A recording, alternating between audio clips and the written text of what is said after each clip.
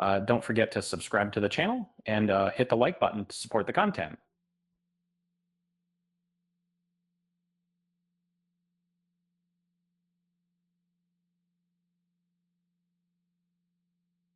Have you ever watched an anime and wondered if some characters are just thrown into cliches?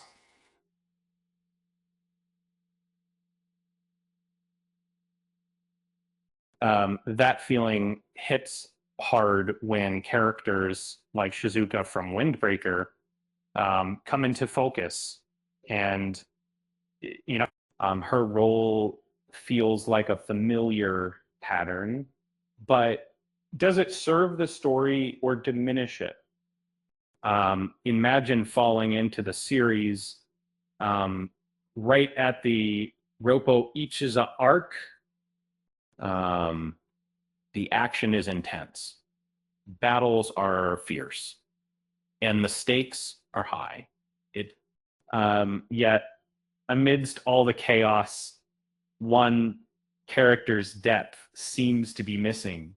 Shizuka, she's introduced as someone who falls from, someone who falls from the sky, literally, and gets caught up in gang conflicts, and um, her presence is loud, but her character feels like a duplicate of um, countless others in shonen stories.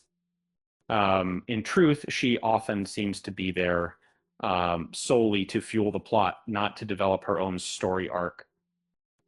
She's a punching bag for cliches. Always sacrificing herself, often portrayed as helpless and used as a pawn in gang wars.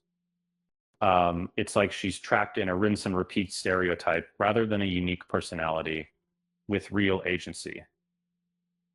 While the series does have rich storytelling moments, the portrayal of female characters like Shizuka reflects a pattern of underdevelopment.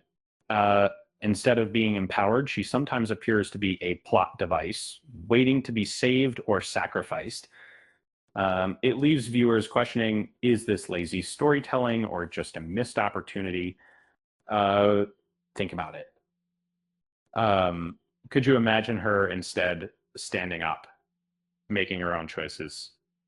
But no, she often seems confined to a damsel in distress role, struggling even to exercise her voice. And it makes one wonder if the writers are tired, or if they simply ran out of creative ideas for her, or if they all put. But in the end, Windbreaker is a series with potential, but its treatment of characters like Shizuka, it feels like a missed beat. Perhaps they prefer sticking with familiar tropes instead of crafting deeply nuanced characters. And still, it's worth watching whether on Crunchyroll or reading the manga, as it's always good to see what's happening on the screen. And maybe, just maybe, she'll surprise us someday. And here's a fun joke.